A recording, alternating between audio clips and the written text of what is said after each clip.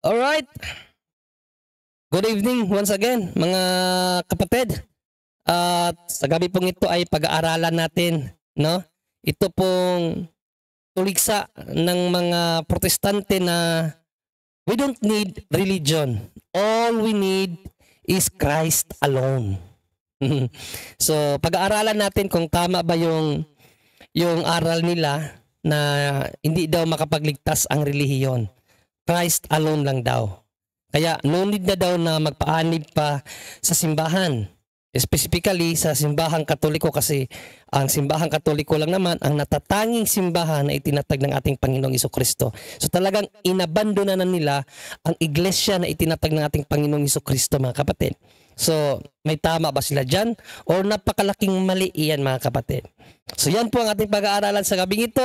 Matapos lamang po ang isang saglit na paalala.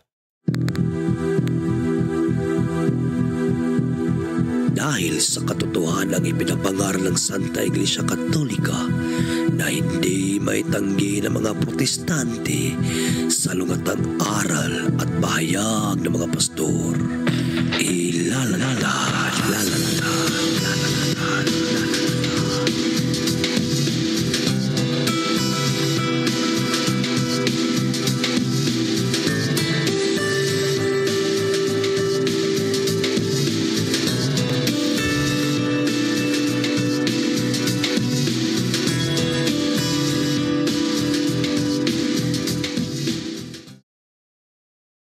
Bag sauce in behead.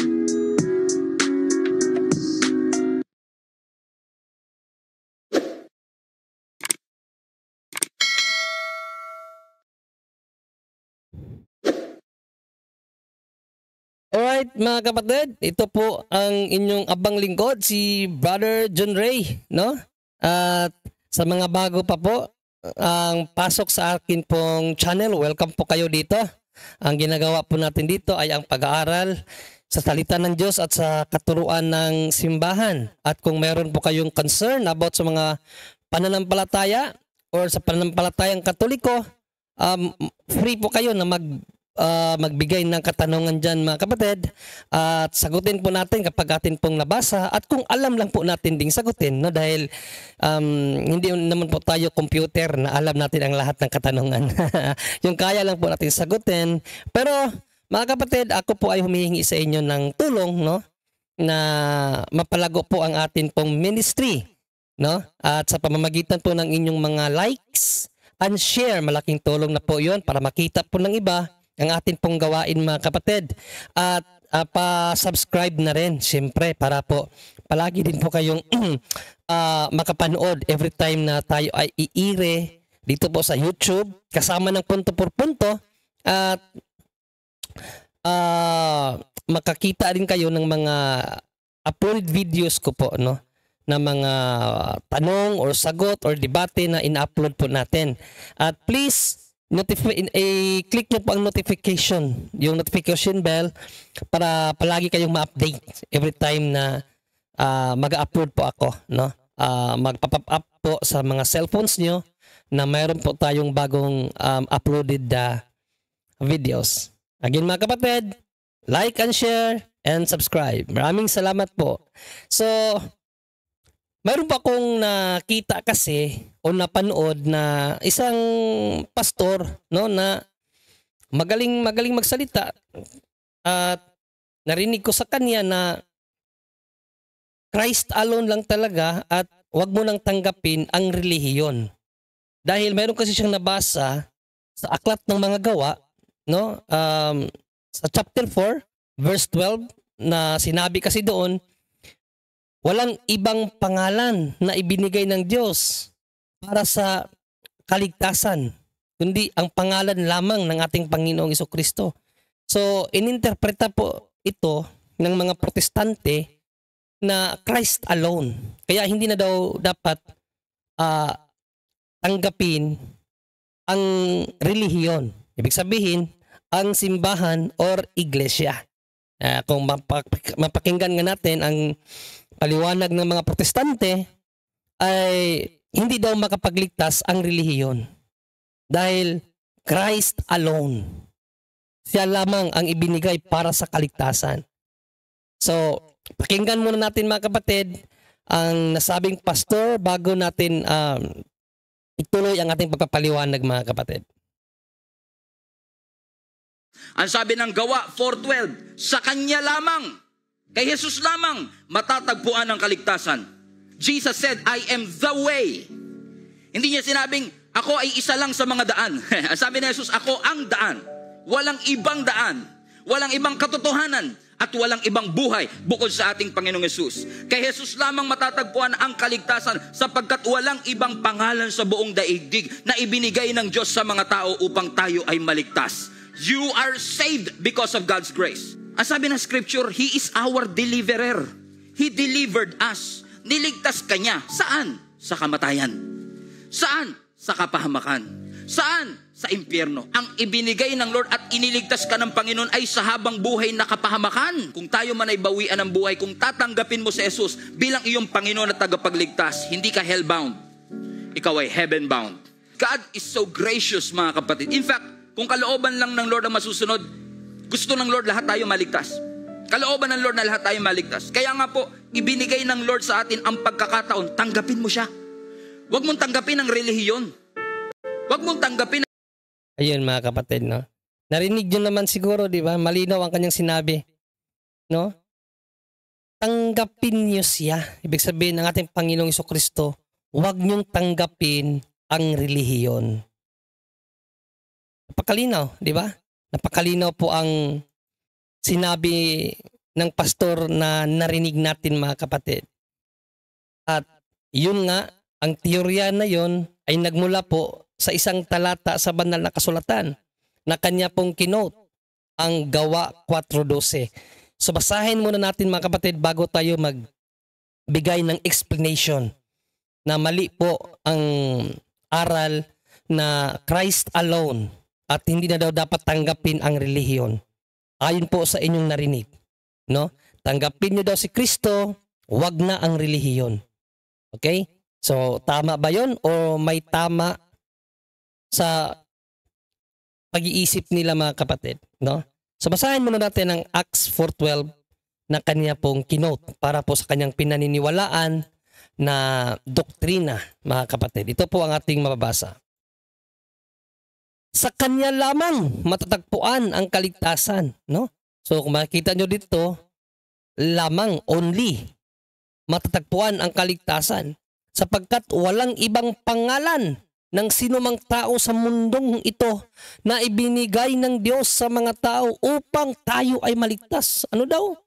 Walang ibang pangalan, no? Ng sinumang tao sa buong mundo na ibinigay ng Diyos upang tayo ay maligtas. So wala nang iba pala talaga. Wala nang ibang pangalan na ibinigay ng Diyos para sa ating kaligtasan, kundi ang ating Panginoong Jesucristo lang. So, dyan po nag-umpisa ang kanila pong doktrina na Christ alone. Una mga kapatid, ang isa sa tandaan po natin, no, ang relihiyon or ang simbahan is inseparable. Dapat malaman po natin yan, na ang Panginoong Jesucristo at ang kanyang simbahan or ang kanyang relihiyon is inseparable. Hindi po yan magkahiwalay. Kaya nga kung naniniwala ka sa sinabi ni Apostle Paul na walang ibang pangalan ang ibinigay ng Diyos para sa ating ikaliligtas, ang Panginoong Jesucristo lang. So paniwalaan mo na ang relihiyon na kanyang itinatag ay part sa plano ng ating kaligtasan. Hindi yan hiwalay. Kasi kung titingnan kasi natin ang aral ni Apostol na Pablo mga kapatid, no? Sa Colossians 1:18, ano ba ang simbahan, no? Ang relihiyon ng ating Panginoong Jesucristo. Ano ang ugnayan nito sa ating Panginoong Jesucristo? O basahin natin ang Colossians 1:18 mga kapatid. Si Kristo ang ulo ng iglesia na kaniyang katawan. Siya ang pinagmulan nito. Ang unang nabuhay sa mga patay para maging pinakadakila siya sa lahat. Ano daw ang iglesia, mga kapatid? Ano ang iglesia? Ang iglesia ang katawan ng ating Panginoong Jesucristo.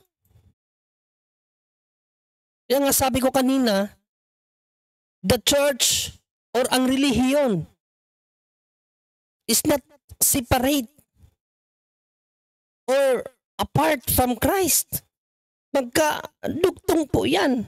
Kasi si Panginoong Jesucristo ang ulo, ang iglesia ang simbahan. Parang ginawa nilang manananggal ang ating Panginoong Jesucristo, mga kapatid. Ang ulo lang ang tinanggap, itinapon ang katawan. Di ba? Narinig nyo naman sa sinabi ni Pastor, tanggapin nyo Jesucristo, wag na ang relihiyon. So parang sinabi nila, tanggapin nyo ang ulo, itapon ang katawan. O pwede ba yun? Ginawa nilang manananggal ang ating Panginoong Jesucristo. Pinutol nila ang ulo, idinala nila ang ulo, itinapon nila ang katawan. Hindi po ba pwede yun? No? Dahil tanggapin mo ng buo ang ating Panginoong Jesucristo. Kapag sinabi mong buo, kasama ang kanyang katawan kasi ang ulo at katawan, magkaisa man yan. Di ba? Ngayon mga kapatid, ang analisa ko dito, siguro hindi kasi nila naunawaan ang kahulugan ng salitang relihiyon. Okay? So, para malaman nyo rin mga kapatid, ibibigay ko sa inyo ang malalim pa na meaning ng salitang relihiyon. Kasi siguro, sa tingin ng mga protestante, pag sinabing relihiyon, simbahan. Okay? Simbahan or iglesia. Pero hindi lamang po iyan ang kahulugan ng salitang relihiyon. May mas malalim po na kahulugan ang salitang relihiyon. Okay? Ang salitang relihiyon po, sa mga hindi po nakakaalam, ay nagmula po siya sa wikang Latin. Okay? Na tinawag religare. So, two syllables po yan, re at ligare. Ano ba yung re? Re means again. Again. Yan po, re. And then, ligare, meaning to bind back. So, saan tayo i-bind back? Of course, sa Diyos. Kaya nga, religare, meaning to bind back to God. To bind back to God. Yun po ang salitang relihiyon. Kaya nga, ikinapit yan sa simbahan Dahil ang simbahan, ang instrumento ng Diyos para maidugtong tayo sa ating Panginoong Diyos. Ano bang ibig kong sabihin na para idugtong tayo sa ating Panginoong Diyos? Dahil ang kasalanan na nakomit ng mga tao, yun po ang reason kung bakit nahiwalay tayo sa Diyos, mga kapatid. Kaya kinakailangan natin ang relihiyon. Dahil ano yung relihiyon? To bind back us to God. Para igapos tayong muli sa Diyos. Kaya we need religion. At ang religion na yan, ang kasangkapan na yan, yan po ang simbahan. Now, may mga biblical basis ba itong pinagsasabi ko na ang kasalanan ang siyang nagpahiwalay sa atin sa Diyos? Kaya kinakailangan natin ang relihiyon, ang simbahan, ang iglesia para idugtong tayong muli. Mayroon ba yung biblical basis? Yes po mga kapatid. Hindi lang alam ng mga protestante. O sige, basahin natin na ang kasalanan ang dahilan kung bakit nahiwalay tayo sa Diyos at hindi niya tayo marinig. Basahin po natin muna mga kapatid ang Colossians 1:18. Isaiah 1:18, no? Sorry. So Isaiah 1:18 mga kapatid, ito po ang ating mababasa sa pahayag ni Propeta Isaiah, no? Isaiah 59:2, no? Sorry Isaiah 59:2 mga kapatid. Okay? So ito po ang ating mababasa sa Isaiah 59:2. Ang masama ninyong gawa ang dahilan ng pagkawalay ninyo sa Diyos. Ano daw? Ang masamang gawa ang dahilan ng pagkawalay ninyo sa Diyos. nagkasala kayo. Kaya hindi ninyo siya makita at hindi niya kayo marinig. So dahil sa kasalanan, no? Dahil sa kasalanan, yung relasyon ng tao at ng Diyos ay nagkahiwalay po yun. Naging balakid ang kasalanan para yung relasyon ng tao at ng Diyos ay maputol.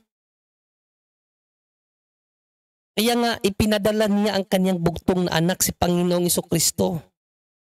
Dahil kahit na nahiwalay tayo sa Diyos, naputol ang relasyon natin sa Diyos, kahit hindi niya tayo marinig dahil sa ating mga kasalanan, yung pagmamahal ng Diyos sa ating mga tao, sa kanyang mga nilikha, ay hindi po yan inabandona ng Diyos.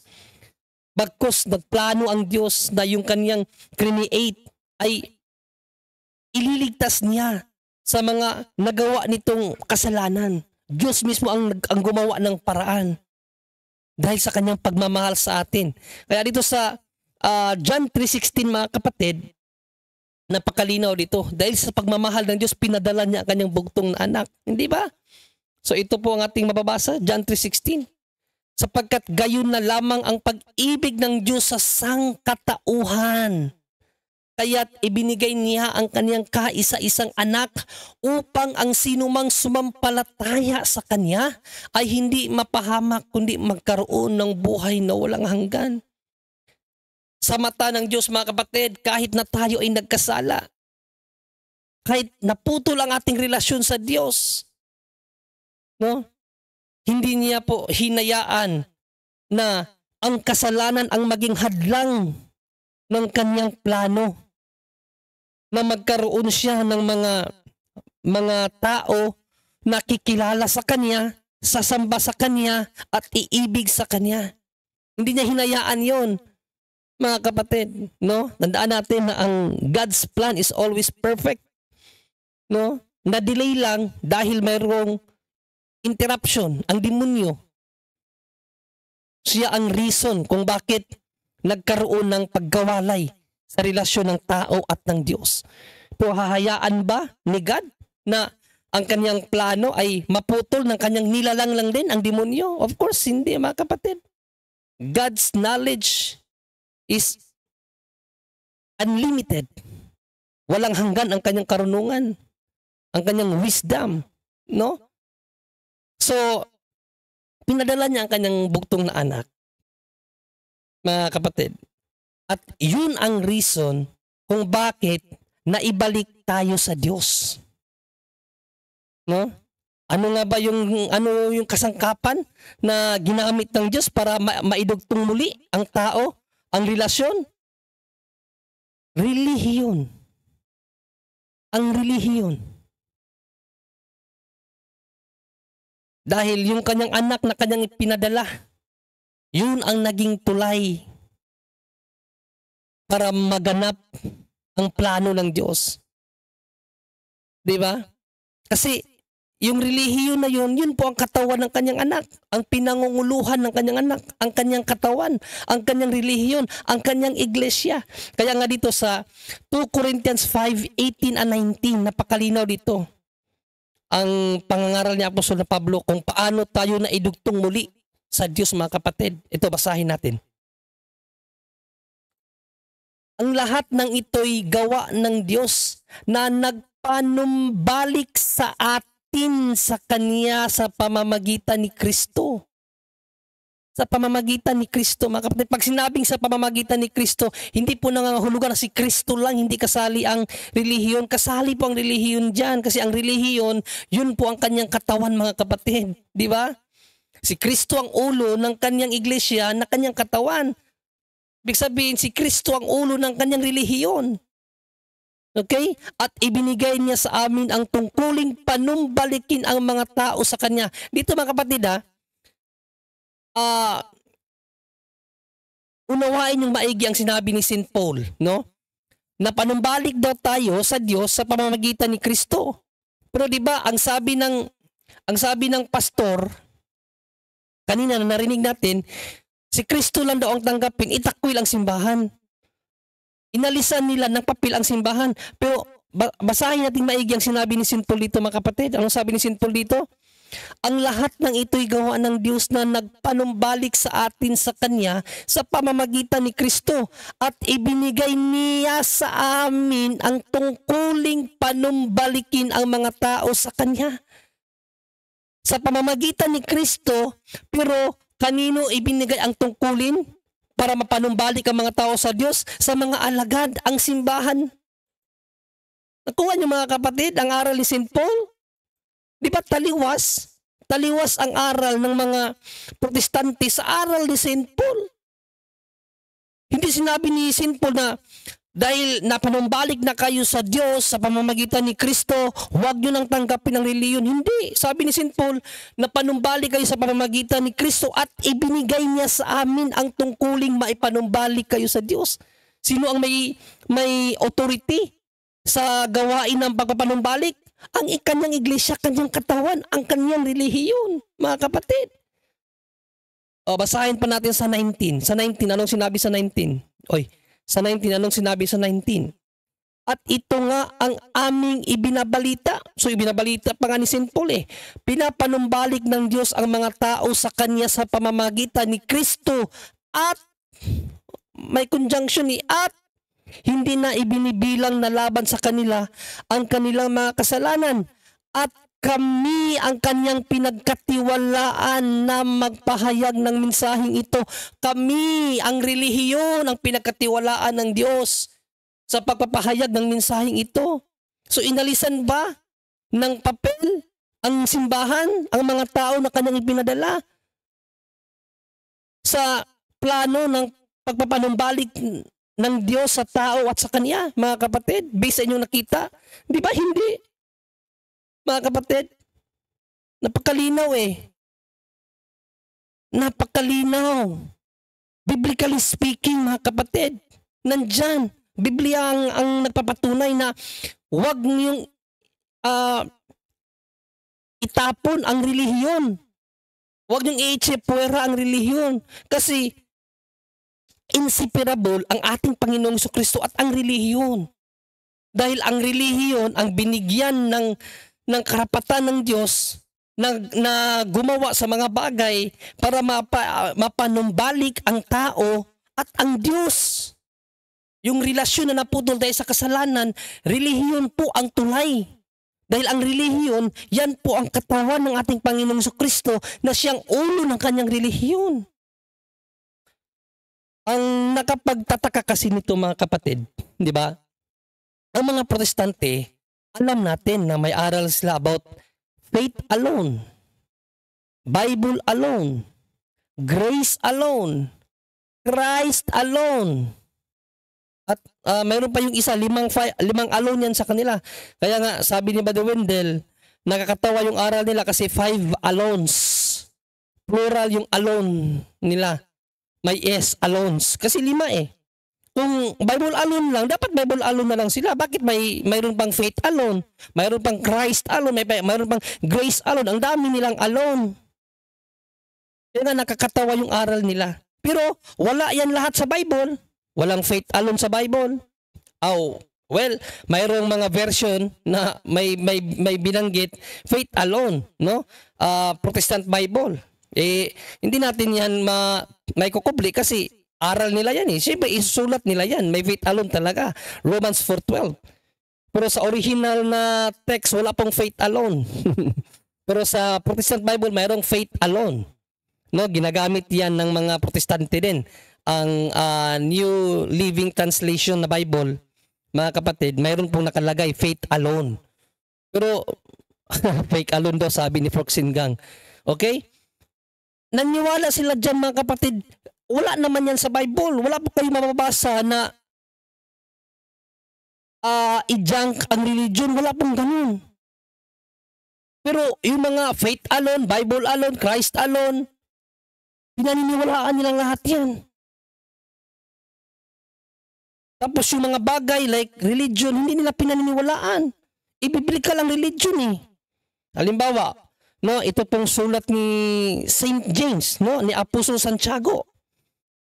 Ipinangaral ba ni Santiago ang relihiyon? Yes mga kapatid, actually, dalawang uri ang relihiyon ay pinangaral ni St. James o ni Apostol na Santiago. Dalisay na relihiyon at pure na religion. O basahin natin Santiago 1:26-27 mga kapatid. Basahin natin. Kung ang sinuman ay nag-iisip na siya ay relihiyoso. O, di ba yung relihiyoso, galing yan sa salitang relihiyon. Di ba? Samantalang hindi pinipigil ang kanyang dila, ibig sabihin, relihiyoso ka pero marites ka. No, lahat ng nakikita mo, may nasasabi ka, mapamintang ka, no, yung ganung ugali ba? Hindi mapigil ang dila. Kundi dinadaya ang kanyang puso. So dinadaya mo ang iyong puso. Ang relihiyon ng taong ito ay walang kabuluhan. So walang kabuluhan ang iyong relihiyon kung may ugali ka ng pagkamarites, mirasol. So iwasan na po natin yan mga kapatid, yung pagkamarites at mirasol. Huwag na po natin yang isubscribe na ugali kasi uso sa atin yan ngayon. Actually, ginagawa na lang biro yan, no? Marites, mirasol. Pero, biblically speaking, mga kapatid, walang kabuluhan ang relihiyon ng mga taong iyan. No? Anong sunod niyang sinabi sa 27? Ang dalisay na relihiyon. So, mayroong dalisay na relihiyon. Huwag niyong sabihin sa amin, mga protestante, itong dalisay na relihiyon na ito hindi makapagligtas. Diba? Dalisay na relihiyon eh. Pure religion. Sa English niyan, pure. Dalisay, pure. Pure religion at walang dungis o walang dungis. Ibig sabihin, hindi marumi ang relihiyon na yan. Sa harapan ng ating Diyos at Ama ay ito. Dalawin ang mga ulila. Ito sa Catholic Church, mula makikita itong mga na ito mga pamantayan na ito. Dumadalaw sa mga balo. Actually, mayroon nga tayong di ba? Na home of the yung mga ages, yung mga ang daming charity ng simbahan at mga babaeng bao sa kanilang kapighatian at paging ingatang walang dungis ang kanyang sarili sa sanglibutan. So yan ang may dalisay na relihiyon. Alam nga naman hindi makakapagligtas yan mga kapatid. Mabuting gawa yan Kaya nga dalisay. Di ba? Hindi ko nga maunawaan bakit naniniwala sila sa mga bagay na hindi nababasa sa Bible. Pero yung mga nababasa sa Bible about religion, hindi nila pinaniwalaan na makapagligtas. Simple yan nga ang kanyang ipinapangaral Sa sulat na kay Tito, no? Ipinagmamalaki niya ang kanyang relihiyon. Yung misteryo ng kanyang relihiyon, ipinagmamalaki ni St. Paul yun mga kapatid. O basahin natin. 1 Timothy 3:16. Tapos i-atras natin sa 15. Kasi dito ipinahayag ni St. Paul na yung relihiyon, yun po ang iglesia ng Diyos. O, basahin natin mga kapatid. 1 Timothy 3:16. Ito po ang sinabi ni St. Paul. Hindi maikakaila na napakadakila ng hiwaga ng ating relihiyon. Si St. Paul diba? Si Apostol na Pablo, ipinangalandakan niya ang kadakilaan ng relihiyon na kanyang kinaaniban. Ano ba yung relihiyon na yan? Iatras natin sa 15 mga kapatid. Kasi 1 Timothy 3:16 po yan. Iatras natin sa 15. No? Ano ang relihiyon na yan? Ito po mga kapatid. Upang kung hindi man ako makarating agad ay malaman mo kung ano ang dapat na maging ugali ng mga tao sa sambahayan ng Diyos na buhay sa iglesia na haligi at saligan ng katotohanan. So ang iglesia pala at sa haligi na saligan ng katotohanan, yun po yung relihiyon ni Apostol na Pablo na sabi niya, dakila ang hiwaga. Di ba? Ipinangalandakan ni Apostol na Pablo ang kadakilaan ng kanyang relihiyon. Tapos yung mga sulpot na pastor ngayon, pilit naman na itinatakwil ang relihiyon. Huwag na tanggapin ang relihiyon. Kanino ba tayo maniniwala mga kapatid? Sa mga apostol na kusa? Personal na nakita, nakahalubilo at inutusan ng ating Panginoong Jesucristo? O ito mga pastor lang na ngayon nakabili lang ng Bible, nakabasa ng Bible, nagsariling interpret, kaya nagtayo ng sariling iglesia? Kanino tayo maniniwala mga kapatid? Di ba? Biblical po ang relihiyon at bakit mo itatapon? Actually, sa aral ni Apostle Peter, mga kapatid, no? Sabi nga ni Apostle Peter mahirap sa isang taong maligtas o kung mahirap sa isang matuwid na maligtas, paano pa kaya ang walang relihiyon?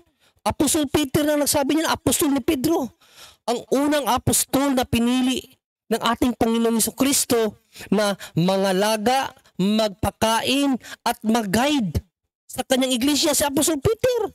Itinakwil ba ni Peter ang relihiyon? Hindi. O basahin natin sa wikang English, sa isang salin ng Biblia, the Bible Basic Version. Basahin natin, mga kapatid. Kung si Apostle Peter na inutusan ni Kristo na alagaan at pakainin ang kanyang iglesia, ang kanyang relihiyon, ipatatakwil ba? O sa ito ang sabi ni Apostle Peter, mga kapatid. Basahin natin. 1 Peter 4:18. 1 Peter 4:18. Sa ang salin na Bible is Bible in Basic English, mga kapatid, no? Ito po ang ating mababasa. And if it is hard for even the good man to get salvation, no? So kung mahirap, kung mahirap daw, no? Kung mahirap daw sa isang mabuting tao ang maligtas, no? Mabuting tao na mahirap na maligtas, mga kapatid. Mahirap na sa isang tao ang maligtas. What chance has the man without religion or the sinner? Paano na lang daw ang isang taong walang relihiyon at makasalanan? Nakita niyo, mga kapatid, ang aral ng mga apostol sa aral ng mga protestante ngayon. Ang aral nila talagang hiwalay sa katuruan ng mga apostol. Ang mga apostol, aral nila si Apostle Peter, kung mahirap sa isang tao na mabuti ang maligtas, paano na lang kaya ang taong walang relihiyon? Pero sa mga pastor ngayon, tanggapin nyo si Kristo, huwag yung tanggapin ang relihiyon. Ang layo. Kanina ba tayo maniniwala? Di ba? Tapos, maririnig pa natin sa kanila, hindi makapagligtas ang relihiyon, hindi makatulong sa kaligtasan ng relihiyon. Yun ang naririnig natin, di ba? Walang tulong anuman sa relihiyon. Dahil ang sinabi sa Acts 4:12, walang ibang pangalan na ibinigay ang Diyos para sa inyong ikaliligtas, ang pangalan lamang ni Kristo. So dahil pangalan lamang, inintindi nila yun, hindi kasali ang relihiyon. Nakalimutan nila na ang relihiyon ang siyang katawan ng ating Panginoong Jesucristo. Di ba? Ngayon, basahin natin. Bible, hindi ba makakatulong sa kaligtasan ang relihiyon, mga kapatid? Basahin natin. 1 Timothy, ito isinulat ni Apostol na Pablo kay Timoteo. 1 Timothy 4 verses 8 to 9. Makikita nyo dito na ang aral ni Pablo taliwas sa aral ng mga protestante. Sa isa pang version ng Bible na contemporary version, mga kapatid, 1 Timothy 4:8 to 9 to 10. 8 to 10, mga kapatid. Ito ang ating mababasa. As the saying goes, exercise is good for your body. Kaya nga, mas maganda exercise talaga kasi maganda daw talaga yung exercisyo sa katawan, mga kapatid. Pero, ang kasunod na sinabi ni St. Paul, but religion helps you in every way. Ano daw?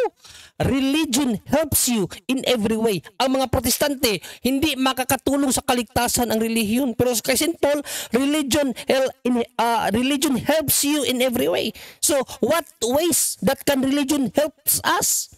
Oh, ito. It promises life now and forever. Salvation. Ang relihiyon daw makakatulong sa atin sa anumang paraan.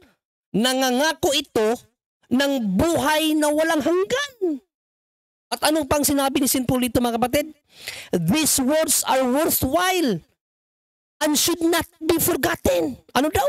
These words, ang mga pananalitang ito is worthwhile,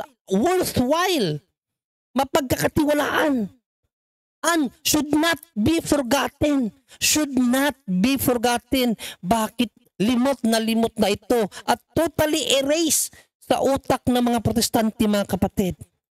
Yan po ang question. Bakit hindi nila nababasa ang mga bagay na yan? Biblia naman nila yan. Hindi naman natin yan Biblia.